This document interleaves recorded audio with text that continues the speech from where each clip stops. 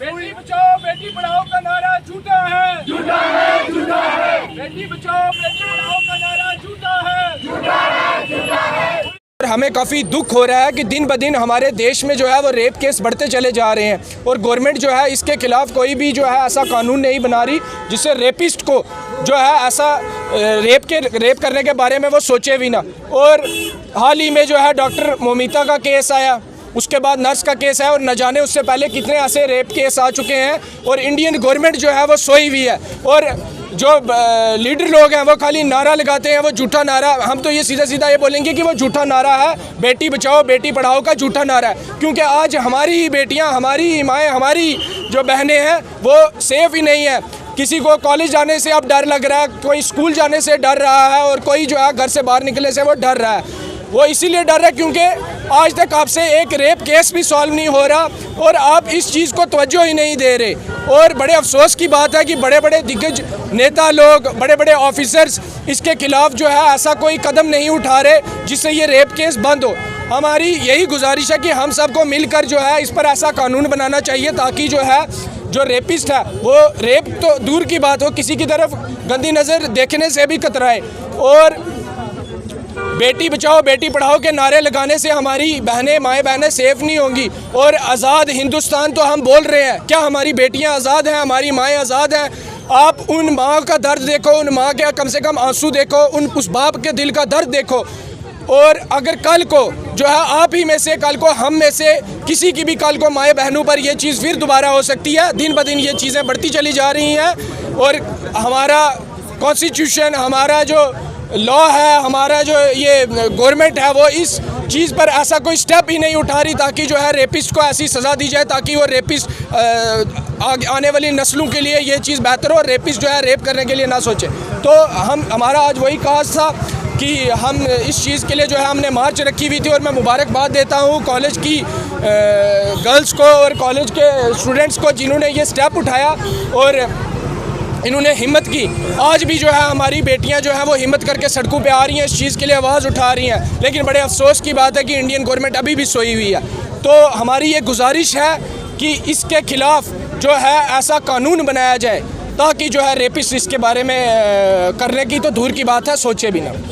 से और मैं गवर्नमेंट डिग्री कॉलेज से हूँ, रजौरी से। मैं आज हम ये जो प्रोटेस्ट कर रहे हैं हम इस तरीके से हम इसलिए कर रहे हैं क्योंकि देखो बेटी आजकल कोई भी सेफ़ नहीं है, ठीक है। आपकी माँ है, आपकी बहन है, हमारी माँ बहन है, हम कोई भी सेफ़ नहीं है। आप बोलोगे कि आपकी बूढ़ी माँ है तो वो सेफ़ होगी, आपकी 3 साल की बच्ची है तो वो सेफ़ होगी। आप सोच रहे होंगे कि सिर्फ 18 ईयर ओल्ड की लड़की जो है उनका रेप होता है, 25 साल की लड़की का रेप होता है, ऐसा कुछ नहीं है। ये जो रेपिस्ट है ये एज नहीं देख रहे हैं, ये 3 साल की बच्ची का भी रेप कर रहे हैं, ये 18 साल की बच्ची का भी रेप कर रहे हैं और ये 31 ईयर ओल्ड डॉक्टर का भी रेप कर रहे हैं। देखो हॉस्पिटल किस लिए बनाए जाते हैं? जनता की सेवा के लिए, ठीक है। हम बीमार होते हैं, हमें कुछ भी होता है, हम हॉस्पिटल जाते हैं अपनी इलाज करवाने के लिए। क्यों जाते हैं? हम अपना इलाज करवाने के लिए। अगर हमारा वहाँ डॉक्टर ही कुछ सेफ नहीं है, हम पेशेंट बन के एज अ पेशेंट हम अगर हॉस्पिटल जाएंगे, कल को हम एज अ पेशेंट अगर जा रहे हैं हमारा भी रेप हो सकता है, ठीक है। नेक्स्ट नाम किसी का भी हो सकता है। ये नहीं कि मतलब वहाँ बाहर हो गया, कुछ भी हो गया। देखो मेरी बात सुनो, ये जो पॉलिटिक्स है, ठीक है, यहाँ सिर्फ देखा जा रहा है क्या हिंदू मुस्लिम में लड़ाई करवाई जा रही है, ठीक है। मंदिर कहाँ बन रहे हैं, मस्जिद कहाँ बन रही है, ये क्या टूट रहा है, ये कहाँ हो रहा है, सिर्फ ये लड़ाई करवाई जा रही है, ठीक है। इन्हें रेपिस्ट का कुछ ख्याल नहीं है। जब ये रेप हो रहे हैं लीडर्स जो है पीछे भाग जाते हैं, लीडर्स जो आगे कभी नहीं आते हैं। क्यों नहीं आते हैं? क्योंकि रेपिस्ट जो होते हैं वो किसान का बेटा नहीं होता। आप मुझे बताएंगे वो किसान का बेटा है क्या? वो किसी मजदूर का बेटा, क्या यहाँ रेडी लगाने वाले का बेटा? ऐसा कुछ नहीं है। जो रेपिस्ट है वो लीडर्स के बच्चे हैं, ठीक है। वो MP का बेटा होगा, वो लीडर्स का ही बच्चा होगा, ठीक है। जब वो रेप करता है उनको आउट ऑफ कंट्री भेज दिया जाता है। यहाँ से लगाओ वीज़ा लगाओ, वहाँ उनको आउट ऑफ कंट्री भेज दिया जाता है। और यहाँ जो उनकी माँ होता है, उनकी बाप होता है, उनको क्या किया जाता है? तारीख पे तारीख, ठीक है।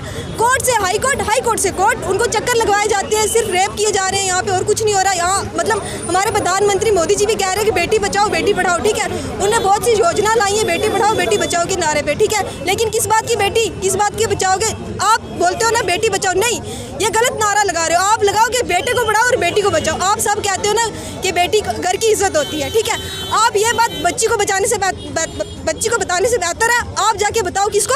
अपने बेटे को बचाओ कि किसी की इज्जत मत खराब करो, ठीक है। आपके घर भी आप क्यों हवस की पुजारी क्यों बन जाते हो? आपके घर माँ है, बहनें हैं, सब कुछ है।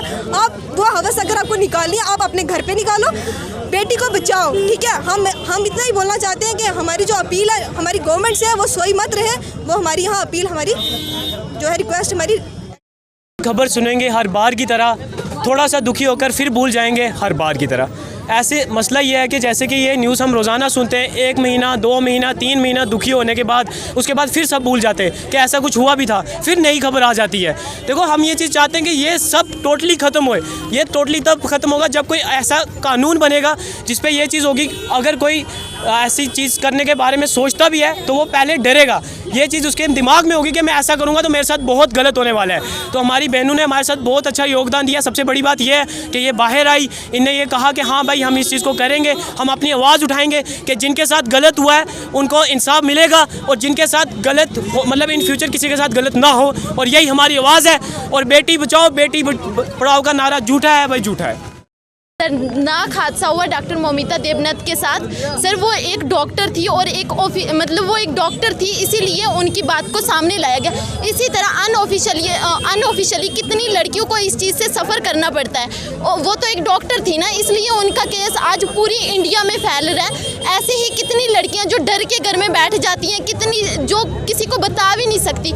इसलिए हम चाहते हैं कि हमें जस्टिस मिलना चाहिए, हर एक लड़की को जस्टिस मिलना चाहिए। Thank you.